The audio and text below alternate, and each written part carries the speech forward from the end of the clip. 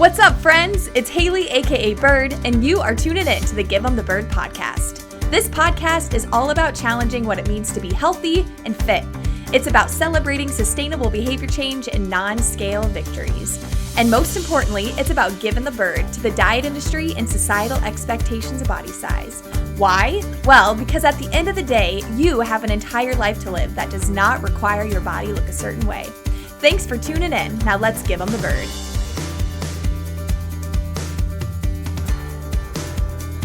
Hello everyone and welcome back to Give 'em the Bird. My name is Haley, aka Bird. I'm a certified intuitive eating counselor and weight neutral coach. And on today's episode, we're going to be hearing from stress coach Madi Snow. A little more about Madi. She's a previous healthcare professional turned stress coach who's committed to empowering people to live with their stress by partnering with their brains. She wants more people to thrive in their lives and work in sustainable ways rather than living in fear of stress and burnout cycles.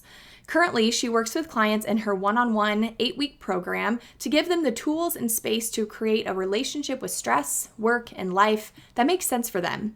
She also, since recording this episode on GTB, has started her very own podcast called the Own Your Stress podcast.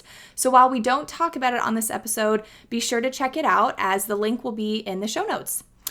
So we take a deep dive into stress on this one, you all. We start by looking at the difference between positive stress, yes, I did say positive, and negative stress, and how stress has really changed over the years, taking more of an evolutionary perspective here. Madi then shares some of the pitfalls of how we traditionally think about and treat stress, and she offers tangible tips and actions that we can do to own our stress, which I love that phrase, own your stress.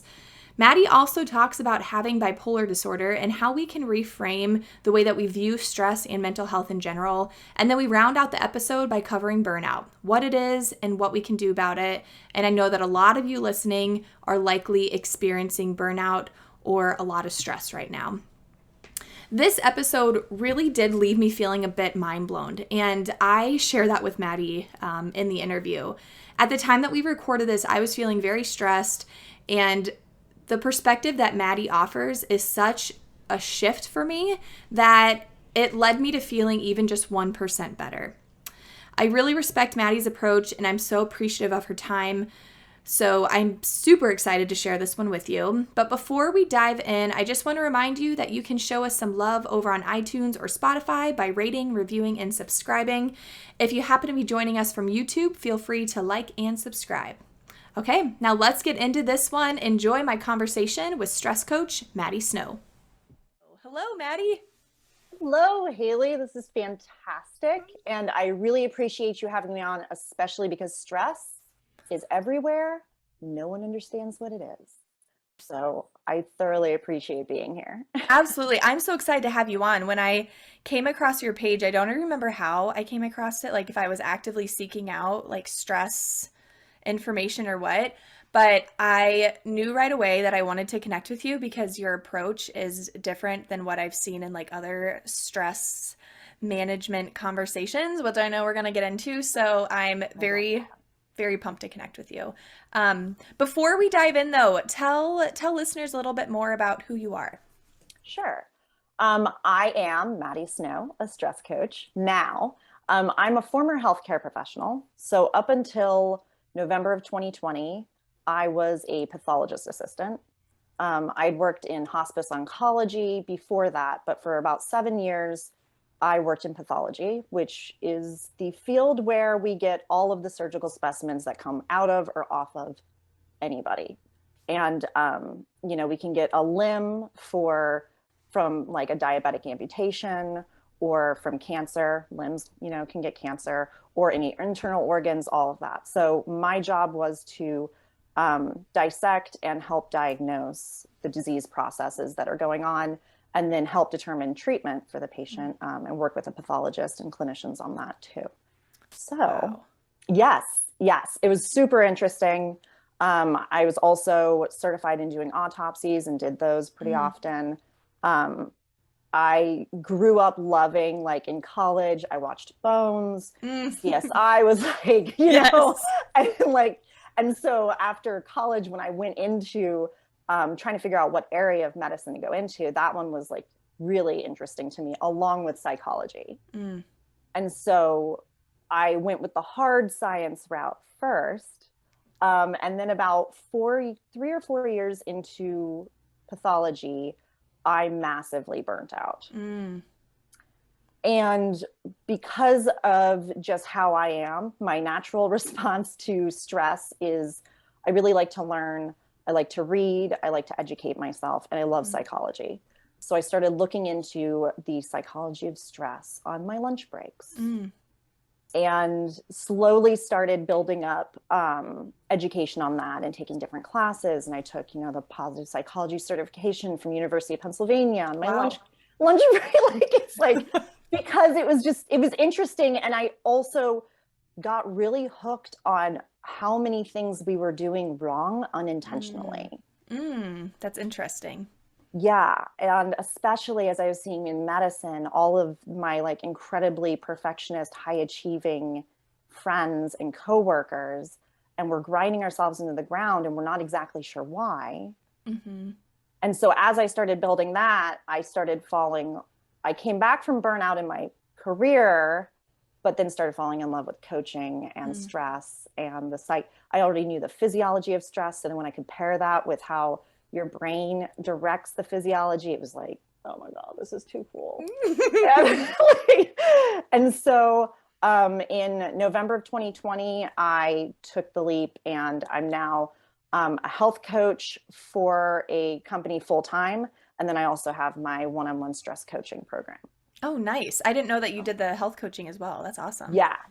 I love the fact that like, that was kind of like a stepwise process rather than jumping straight out of medicine. But it's been amazing to be able to keep up coaching constantly and relating those habits to stress because it's all just so. I'm a certified nutrition coach too. I did that in and amongst everything just because the learning aspect of it. So, and our like heads are, attached to our bodies. So what we're doing with our bodies directly affects our brains and vice versa. I'm curious how it was going from like in pathology, kind of the treatment or like reactive side of things, and then now doing health coaching and stress coaching, which I think of as being maybe a little bit more preventative. I guess it depends on like who you work with, if you're working with, patients who have chronic health conditions or whatever. But I'm curious, like, how was that process for you? What is it like now working with people compared to when you were working with them before? For me, it's so much more rewarding because in pathology, you're seeing purely the end stage of the disease process. So you're not even just seeing like the patient when they're being treated by a clinician. You're seeing something has gotten so bad that we now need surgery. And so you don't get the same in traditional medical roles that are clinician based where you see patients on a regular basis. You have those good cases and then you have like the bad cases. And so you can lean into those good cases where you had a really good outcome. And when we get cases, it's always like the worst possible outcome kind of. Yeah. And so seeing that 8 hours a day, that was a huge drain on me specifically. And I know throughout pathology, it's a pretty tough field to be positive in and kind of hold on to hope when all you're seeing is. And then for me specifically, because I've also before I worked in pathology, I also worked in community mental health. It was incredibly difficult to see the cases where I know someone wasn't served the way that they should have been. And now we have a bad outcome. Yeah. And when you can see the history and you can see all of that, and of course, like this case got really bad because there was no health insurance involved, or because by the time health insurance would approve it, it had to be amputated, or it was this huge, or someone lives in a rural environment, they can't get to a hospital as frequently as they would need to for this. So that just every one of those cases was just kind of chipping away at my soul. Yeah, when you mentioned like the hope piece, that's exactly what I was thinking about as you were talking about it. Like you don't even you were in a position, it sounds like, where you didn't even have the opportunity to like intervene, or, it was Mm-mm. like you were the end of it all. Hmm. So I can imagine that could lead to, burnout and some of those other things that you experience, which I'm excited to dive in with you today, Yes. maybe. Yes. Yeah, in a little bit. So let's talk more about stress. I feel like everybody knows about it. We all like, how can you not know about stress at this point in the world? Like everyone's experiencing it. Anyone who says they're not stressed, I'm like, are you alien? Like, I just don't really understand. But I'm curious if you can kind of walk us through the ways in which stress can impact our life, both the positive, because there is like a positive side of stress, which I think is, I love that you actually speak about that on your page instead of just like demonizing stress over and over Hmm. again. But then also what people commonly associate with stress, like the negative things as well. Sure. So stress as a process is fascinating. And part of it is the fact that it's supposed to happen. The same way we get hungry and we're supposed to respond to hunger, stress is supposed to like work through our bodies. And when we are exposed to stress in ways that make us feel like we are challenged and we are growing, those contribute to having, they increase our memory. We have actually stronger cardiovascular systems when we're regularly exposed to stress. Our immune system is better. Overall, we're healthier long term when we have these like short bursts of, what people kind of describe as like stepping outside the box, Mm. like pushing like your comfort zone and that kind of thing.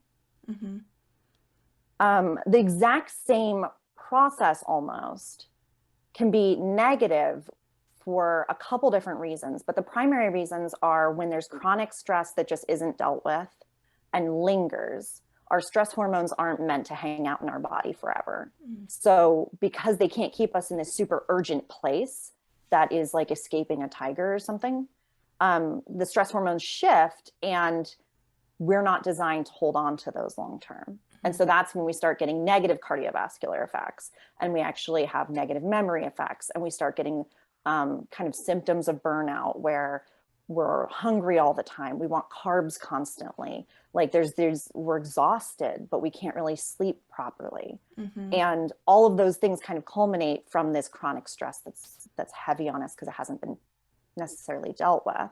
Mm-hmm. And then the other component is seeing stressful situations or difficult situations as things that are completely outside of our control. And when they've looked at the stress response, there is one response where you are meeting a challenge and that releases different stress hormones. That releases positive stress hormones. And the other response is when you are threatened or you're trying to escape. So that's like the traditional fight or flight, what we talk about, like when we talk about stress. And that's negative stress hormones that are released. And those actually have the exact same, they affect the same parts of our body in the exact opposite way as the positive stress does. Which is, and because stress is all like our heart rate is up usually, we're either, are we excited, are we scared, are we anxious, like these are all the same kind of functionality. It's really difficult to tease that apart. Mm-hmm. And I picked a really like interesting field to study because it's tough. Yeah.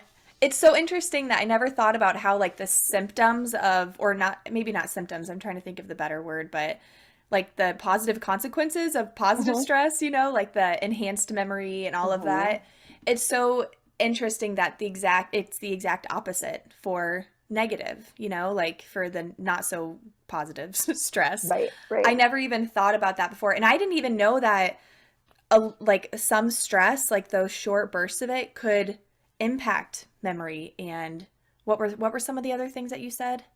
Our immune system, our cardiovascular system. With the negative stress, it's interesting. You can have someone who's on a similar diet, and with negative stress, you'll end up with more cardiovascular disease than you would if you were in positive stress more Whoa. consistently, because it flushes our brain, it flushes our body, it like gets everything vasodilates. and you have this whole response that we are meant to go through every once in a while.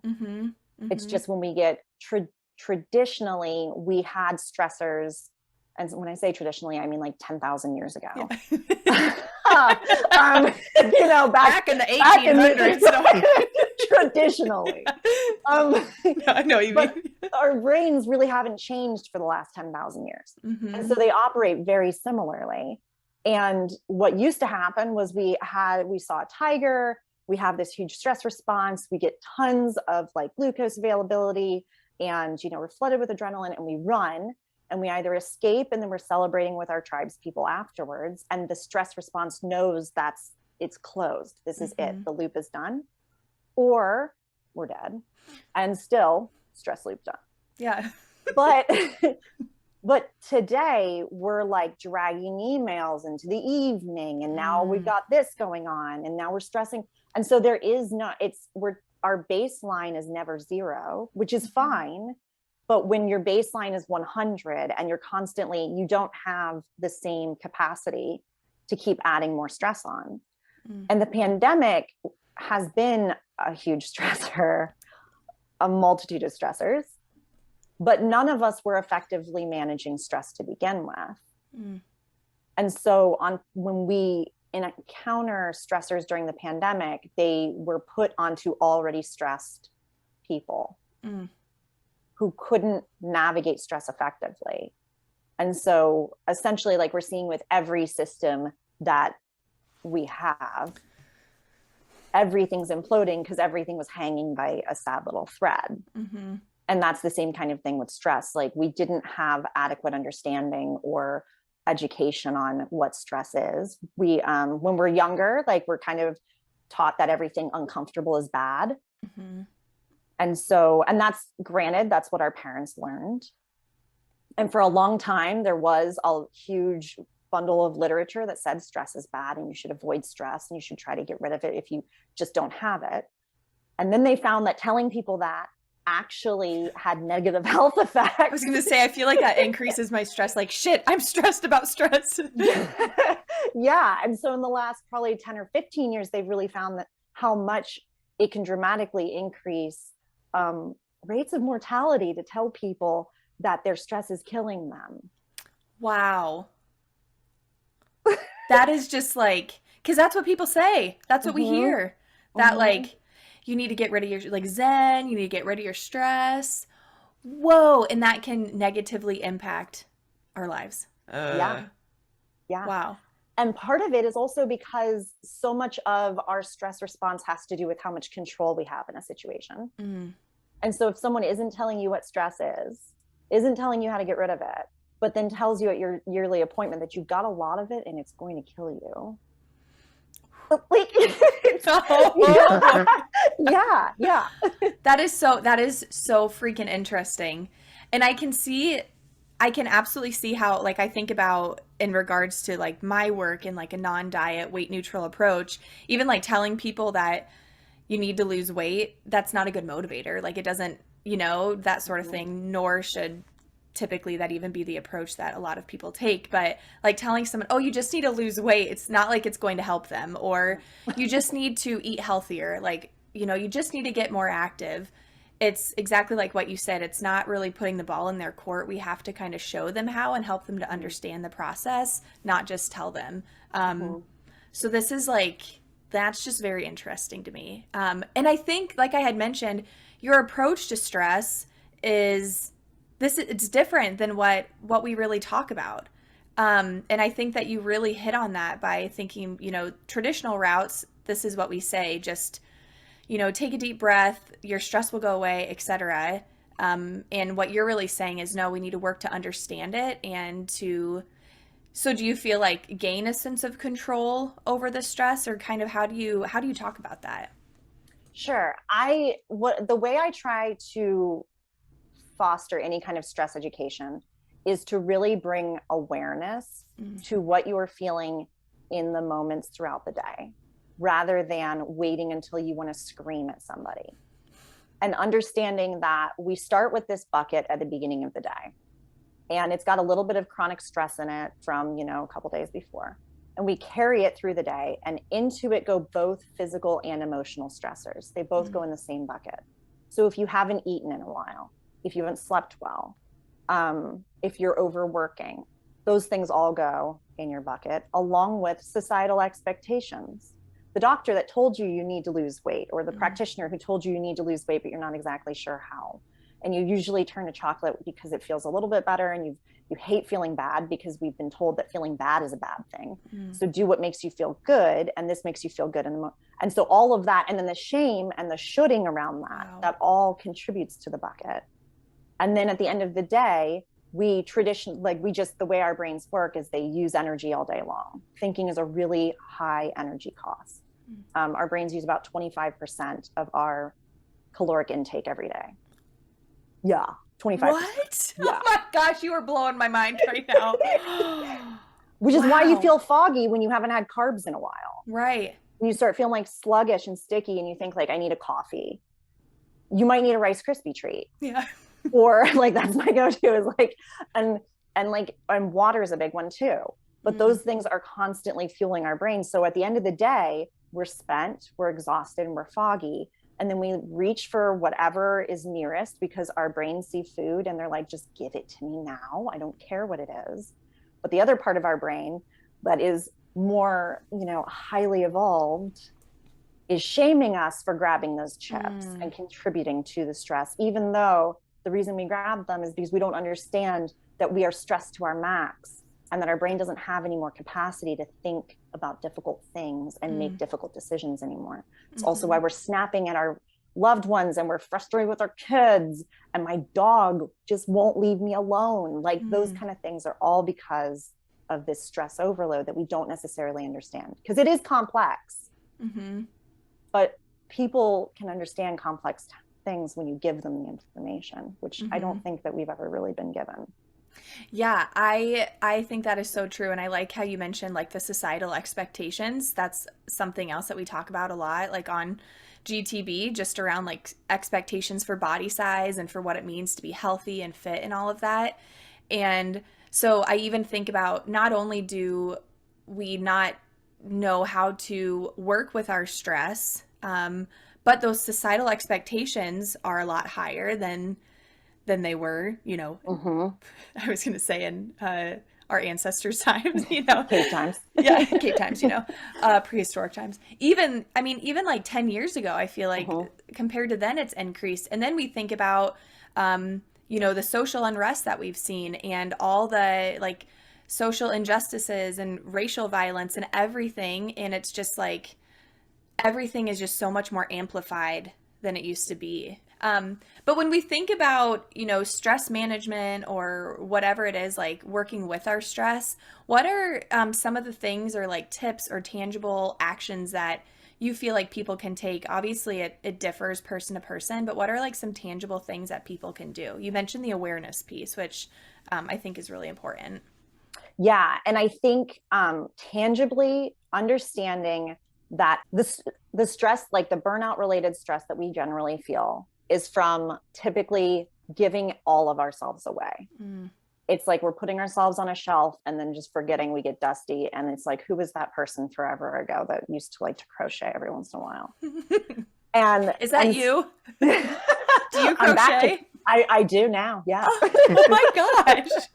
I do everything now. I love it. But when we give too much of ourselves away, everything else has the control over our stress. And so it's typically not things like when we feel ourselves triggered by our email notification. Email isn't what stresses us out.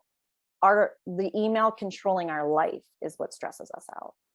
So small ways that you can exert control, where you can check your email on a schedule.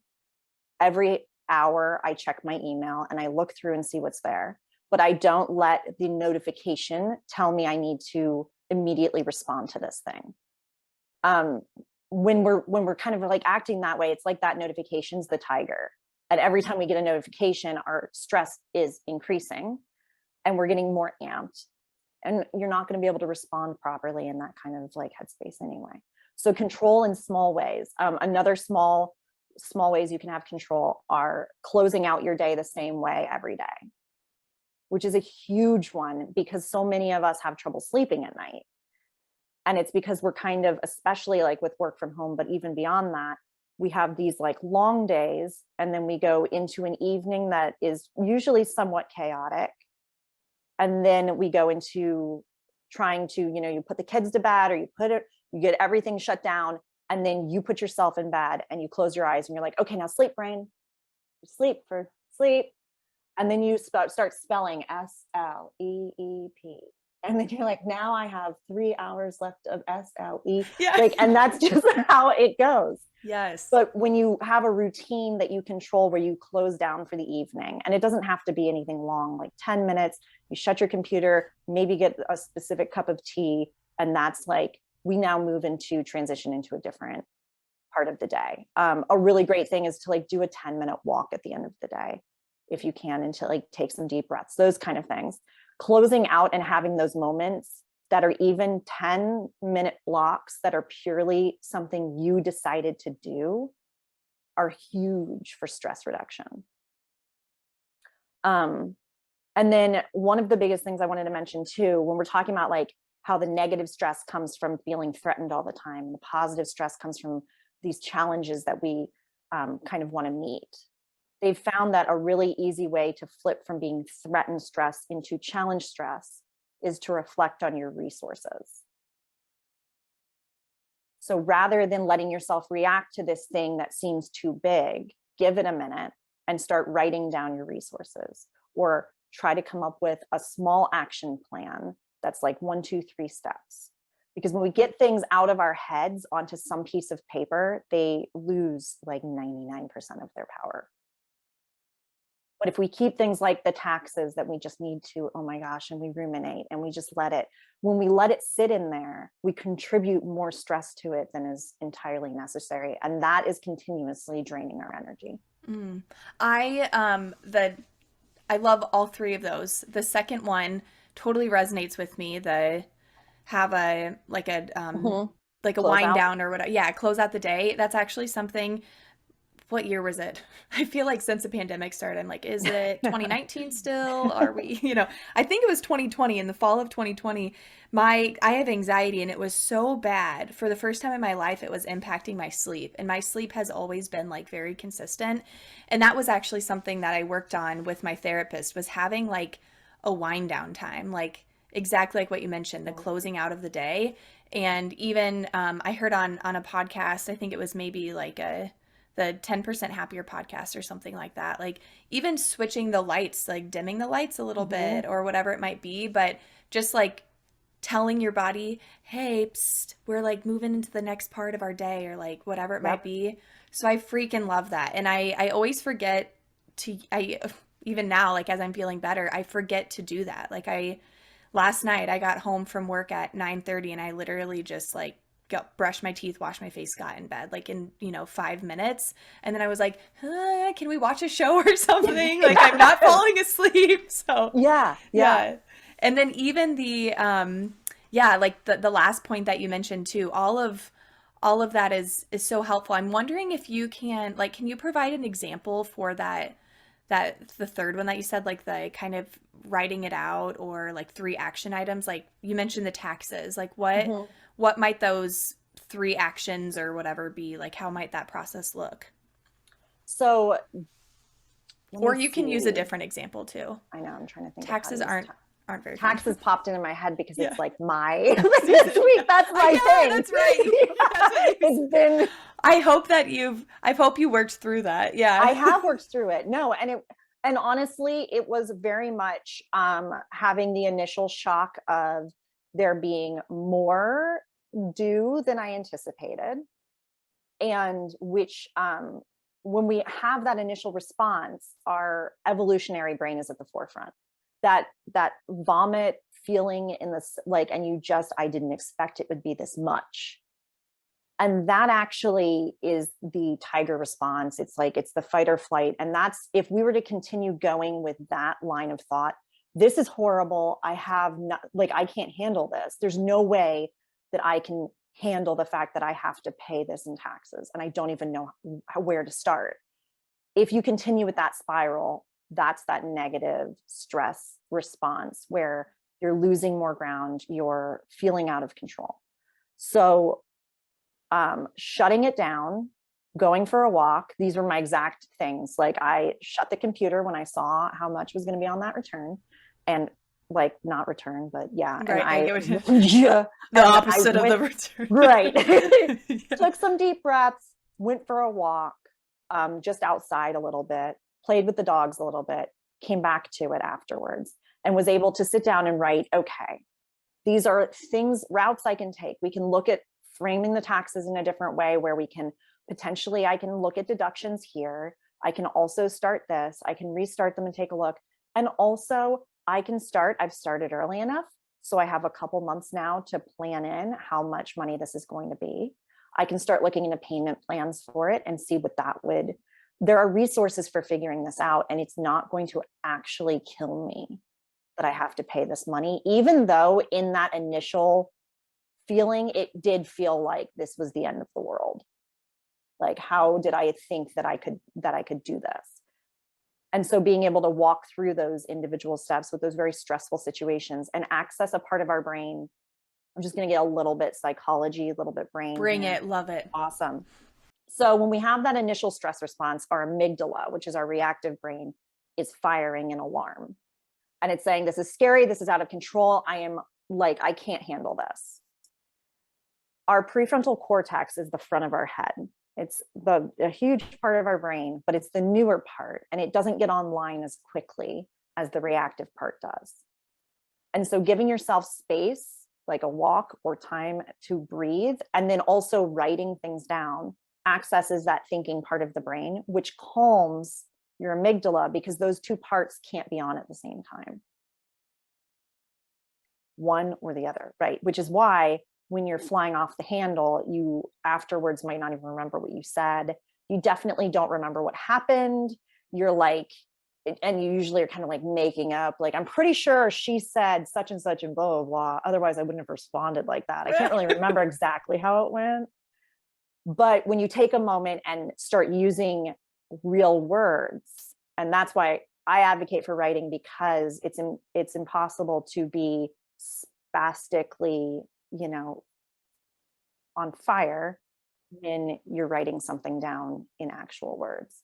And so that brings you back to a thinking, problem solving. And that's when you can start thinking about, what resources do I have to tackle this? If that helps. Yeah, that is like fascinating. It is so interesting too, because I think about like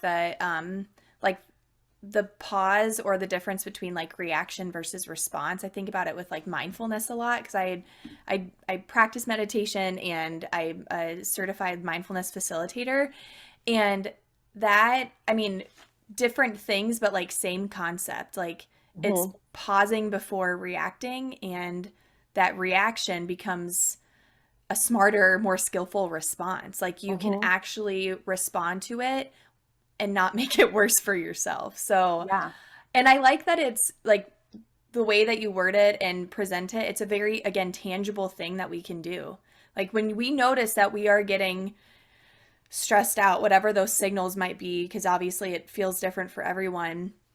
So getting in touch with it is like really important. Being able to notice those things. Yes. Yeah. Which can be really hard.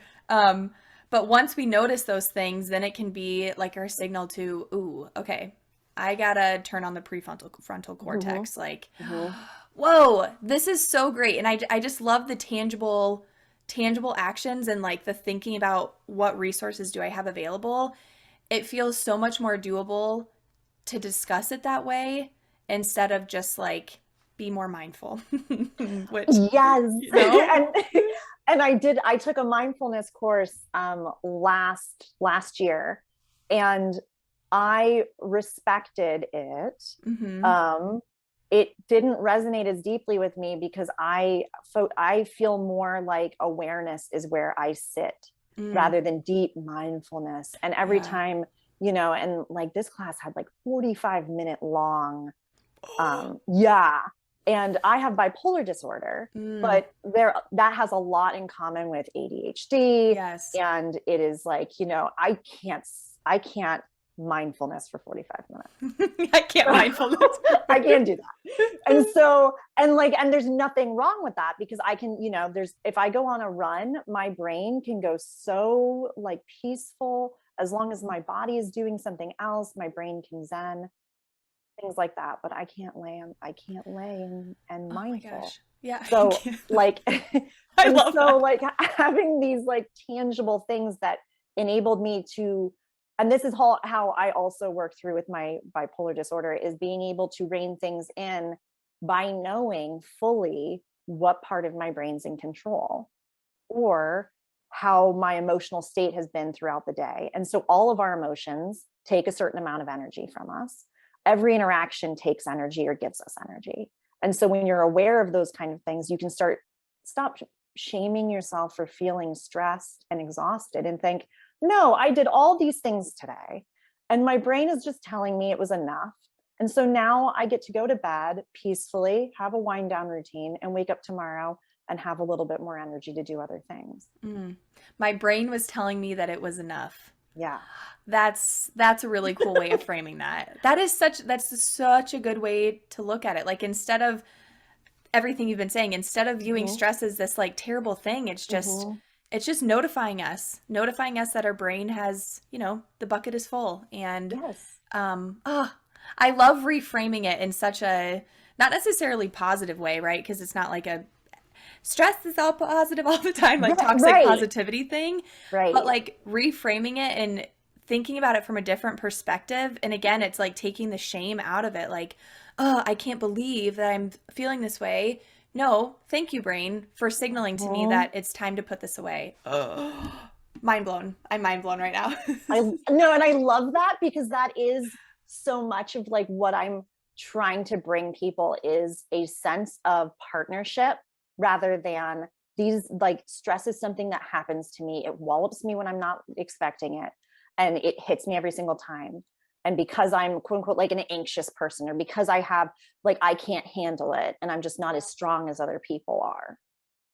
And that's traditionally how we've framed stress, is like, if you feel stressed, I don't know, like, what's wrong with you if you're stressed about this, rather than like looking at it as a normal physiologic function like hunger.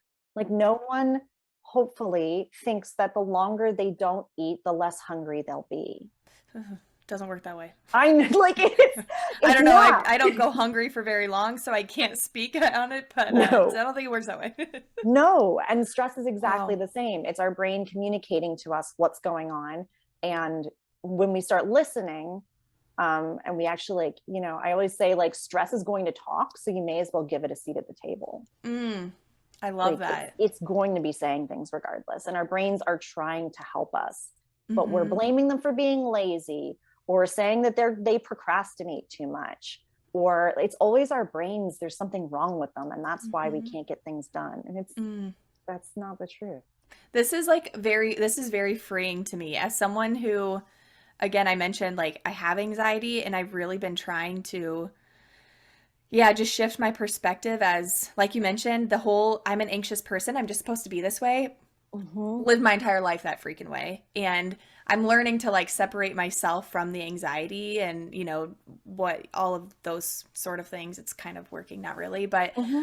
it feels so good to hear you say this. And it's already like even this week for me has been an oddly stressful week. And I just feel better about it after talking about this. Like, I seriously do. I feel enlightened. Like, I have a completely different perspective on stress, and like I view it with I'm starting to I'm viewing it as just in a better way, like a better Mm-hmm. light almost. Like, I'm not pissed at it, I'm not mad at stress. It's like, okay, you're telling me something, Yeah. and I feel like, I don't know if listeners will agree, but like it feels like freeing to me. Like, woohoo, we can do this together, stress. I don't know. No, no, and that's Yeah. exactly what it is. Like, and I think I love that you mention the anxiety component, Mm-hmm. because most of my clients identify as very anxious, high achieving, perfectionist type people. And although I like having some kind of identifiers where we can like have perfectionist tendencies or Yeah. anxious tendencies. I think that if a diagnosis is not empowering in some way, knowing that information should be empowering, and it shouldn't be defeating. It shouldn't be, I am now broken because of this Yes. thing. Nothing's changed once you get the diagnosis, other than the fact that you now have more information than you did Yeah. initially. Yeah. That's really powerful. Yeah. I think that's just mental health in general and, you know, breaking down the stigma of mental health and all of that. Yeah, I definitely feel like when I originally was, because when I first was diagnosed with anxiety, it was anxiety and depression. And I just remember like getting the depression diagnosis, like I felt that way. I was just like, I'm screwed. I'm effed. Like I'm broken. And yeah, the anxiety felt a little bit different because I was like, I knew it. Like since I came out the vagina, I have been anxious. Like, you know. But yeah, I think that's just really, that's a really powerful way to just view, I feel like, mental health in general, whether it's the stress side of things or whether it's the anxiety or whatever diagnoses is, nothing has changed. It's just helpful for insurance to be categorized. Right. It's just exactly. And you like, and I think especially like with my bipolar disorder, it's incredibly powerful for me to be able to see things and not, and this was difficult to not, because I was diagnosed very young. So it was incredibly difficult to feel like I couldn't keep up in certain ways with like energetic levels, or I'd be way too high and everybody else is acting like really normal right now. And like, I can't do normal right now, like maybe later, but you know, so for a long time, it was incredibly difficult to see that I was reacting in ways that were different than everybody else. But then being able to lean into the fact that, especially with the stress coaching I do and with the how stress is, the energy out matters a lot, and we have to preserve what we can and not be constantly draining energy everywhere we go. And so working with those flows, we all have different flows of energy. Some of us have diagnoses, some of us don't yet, some of us never will, but we all have mental health and our energy is always flowing in different ways. And so understanding yours individually rather than having like a 5-step to stress-free life is key. Yes, which is why I like you so much, because I didn't get that 5-step vibe when I first found you online. I was like, okay, I like this person. So yeah, I love that whole everything that you've said. It's aligning. Let's talk about burnout. So you've mentioned it. I've mentioned it. Burnout is everywhere. I'm curious, I know you've talked a little bit about like what it is and maybe how it might be different from stress. But or maybe not, but maybe it's like when goes on for so long. But can you talk more about it? Like how do we even identify burnout? Because again, right now it's like, are we all just burned out on life? Like, how do we know? Right. And that's an incredibly complicated question I because figured. because it is different for everybody. Traditionally, burnout was initially, I think, defined because of the healthcare community and the amount of stress that healthcare employees go through that they don't have control over. And that's any number of things where, especially during the pandemic, where you wanted to provide care in a certain way and you cannot provide care that way because of all of the pandemic things. And so that contributes in a number of ways because it takes you away from that control. But overall, it's generally an overwhelm. It's taking stress all the way to where you can't handle it anymore, which is at, to everybody else, everybody's level is different. But it's putting your needs consistently to the side to the point where you no longer have anything for yourself. And so that also happens though when we're constantly taking in news information, or if you can be burned out on any like you're describing, any topic. You can be burned out at work, but you can also be burned out on weight loss, like dieting. You can be burned out on seeing these, like the same pictures of people all the time that you keep trying to achieve. And your brain is on this hamster wheel of like, I can't, how do I get there? I can't control getting there. And so burning out is hard to describe. It's like a serious loss of control. It is. It No, it sounds like. absolutely is. And then because of that, you start having extreme stress reactions, or you go completely numb, which is something that one of the, I think, diagnostic criteria kind of for burnout is that you're apathetic about your work. You don't really care about things anymore. You've gone beyond, and you feel so helpless that your brain has gone into like, we're not even going to try to fix anything anymore. There's no point. Wow. Okay, Yeah. so maybe I don't feel that way about getting out of bed. That's a lot though. Like that, how often would you say, and obviously I don't know if there's statistics on it or not, but like that, the apathetic part, like how common is that? Is that like regular in people who are burned out, or, because I think about, what if people are like, well, I'm not apathetic yet, so I must not be burned out. Like, is that like a strong indicator, or is it maybe like really, really far down the burnout hole? You know what I'm saying? I think, yeah, I think that the apathy is when you have like true burnout. And that's when we talk about burnout, it's almost like a lack of feeling because you've burned out. Right. Everything that you could care about is Mm-hmm. just, it's gone. And it's incredibly, at that point, it's incredibly difficult to tap into joy. It's incredibly difficult. So it's not like an extreme feeling of like, I hate this. It's like almost, it's beyond that feeling of I hate this. And it's just kind of, right, which is again why it does happen in so many caregiving type positions, which is really dangerous because it becomes an apathetic feeling of like it's hard to still connect, but you can't continuously connect every single time because that will eventually burn you out. So that's when having kind of things that you do control that are yours and prioritizing yourself in small ways becomes incredibly important, which is not something that we necessarily talk about as like burnout prevention. We talk about self-care and all this, but it can be as easy as slowly, and once you're severely burnout, therapy, a lot of people are going through significant burnout periods and then trying to rest for long periods of time and then get back to feeling somewhat better, and then they go back into high stress situations. And so once you've burnt out, once you can come back from that, that's when really leaning into all the different parts of what stress is and riding those waves and advocating for yourself and making sure that you have something that you can control is incredibly important for staving it off in the long term. Because especially like in medicine now and in a lot of professions now, it's incredibly difficult to find anything that is theirs, or also what they value about their work, because their work is being kind of, there are so many obstacles to being able to do a good job. Mm.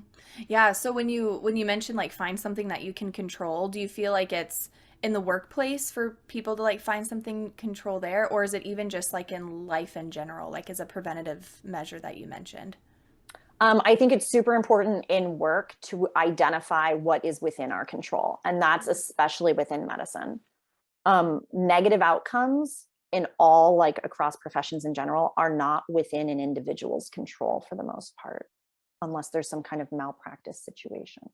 So when there are these negative outcomes that are constant in medicine, I'm just going to use as the example, but with so many deaths and with so many negative outcomes, and with seeing at this point, medicine is seeing a lot of people who aren't being treated as regularly as they would have. So things are worse when they're coming in and presenting than they would have initially been. Those kind of things, healthcare workers become very frustrated about and internalize. And so reminding themselves and reminding us all when we're at work, how can we do our best work within the sphere of what we can control? without internalizing what we can't control. Can you And repeat reminding that? ourselves. That was really good. I don't know if I can. Yeah. You may not be able to. I might just put it on a loop. Yeah. No, that's fair. That's fair. It's incredibly important to identify what we can control within our workplace and the work that we have an impact on, rather than internalizing what we can't control. Yeah. Whoa. That is so powerful. And I love that you mentioned healthcare workers, and I think about like teachers too right now, Mm-hmm. Oh yeah, absolutely. Because the internalizing of I didn't do enough or whatever it might be, I can imagine that, again, that contributes so much, like you've mentioned, to the burnout. And so being able to gain some control in what I can control and not internalize what I can't control or the negative outcomes of what I can't control. Right. Wow. And that goes and that goes for across every other field where, you know, you might have an angry client who was angry about something that you could not, at this point, it's hindsight. And I say pretty often, hindsight is not control. It's feedback. You can use it for next time productively, but you can't sit in it and dwell on what you didn't know and what you didn't do and create more stress through that. And there are all these places where we are constantly kind of draining off energy and giving and accumulating stress because we're focusing so hard on what we can't control, which is generally, if it's in the past or too far in the future, and we're trying to direct it, we're aiming outside of our sphere and we have to redirect. And that constantly redirecting to, I am so overwhelmed because I have too many patients that I can't give care to. And if we follow that path, that thought path down, we're going to end up in a place that is incredibly burnout. If we redirect immediately when we start feeling that way, not that that feeling is like not valid, but that we don't follow the thought pattern of all the horrible. And then we immediately direct with as appropriately as we can, but I can provide care to this patient by doing this thing. And this one small thing matters. And I think too often we kind of write off doing our best. Oh yeah, I mean, I guess I could just do my best. Yeah. And at this point, it's incredibly important that we recognize our best is a really fucking good job. Like it matters. Every small gesture matters to other people around us. And we're not individually going to save the world. There's all kinds of things that were put on each of us independently where we feel like it's all ours to carry, but it's not. And so when we can redirect to the small actions that we can take to contribute to something good, it becomes, the way we experience the facts becomes more growth oriented and less threat oriented. And stress is about how you experience. The facts are the facts. But stress is about how you experience those facts. And we can choose any number of them to experience them in ways that are going to drain us and end up with us on the floor in the fetal position. But there's also ways to come back to what you can control and where you have impact and experience those facts in a way that isn't as painful. Such a realistic approach to stress.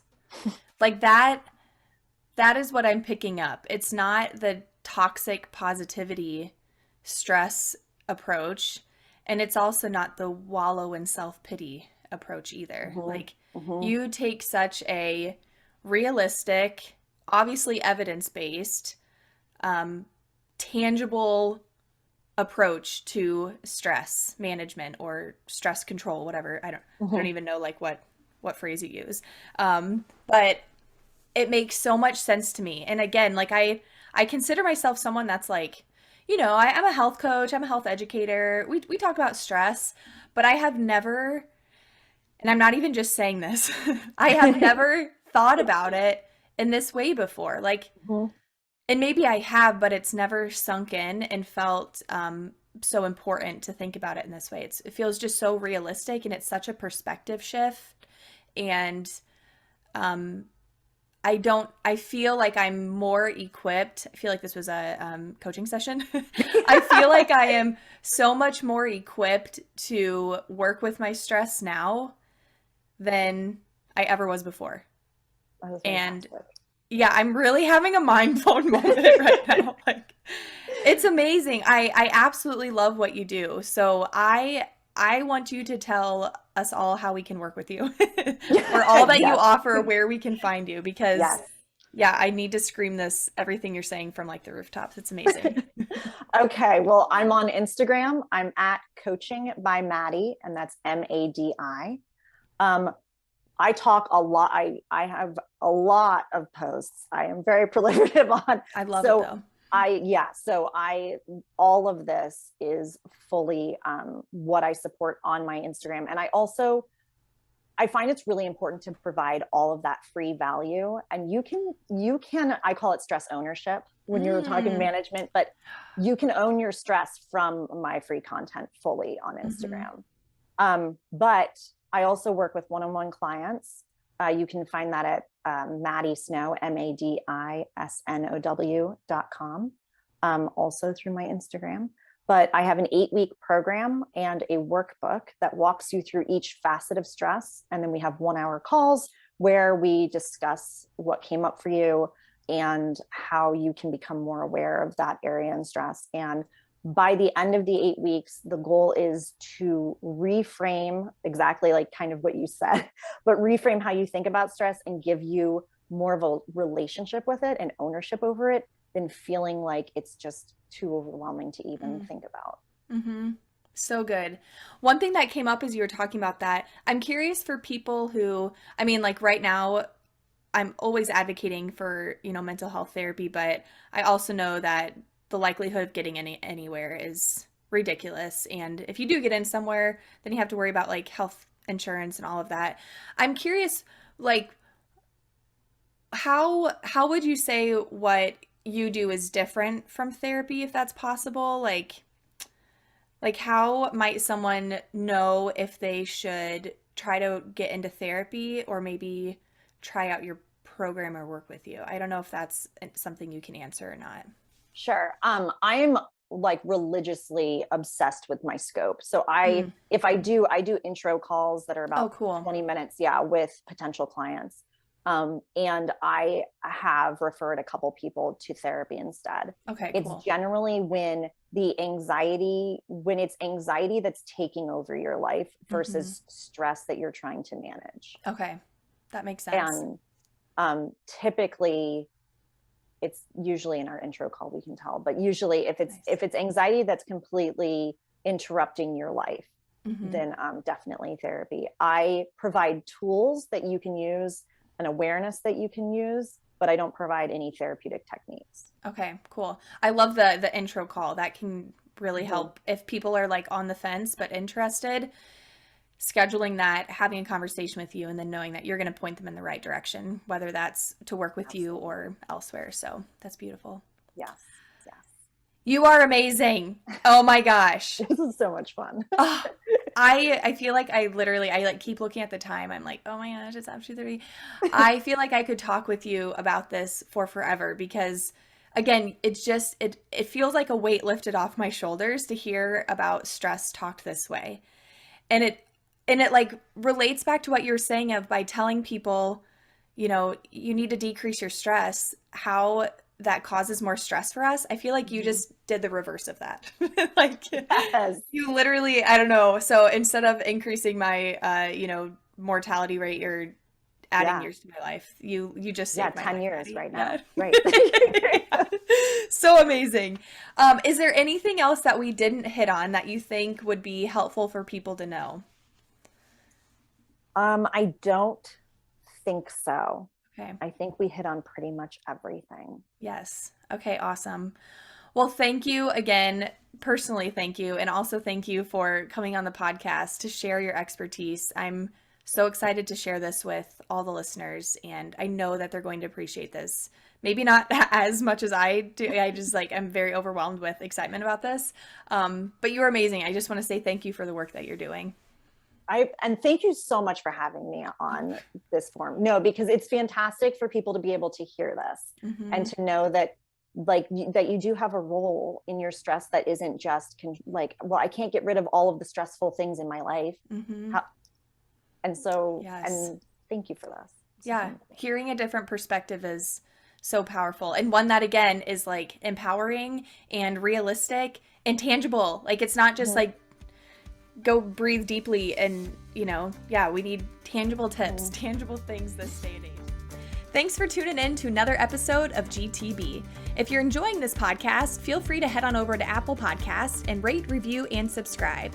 You can also share this podcast on Instagram and tag me at Give 'em the Bird Podcast. I will see you back here next week for another episode, but in the meantime, go give 'em the bird.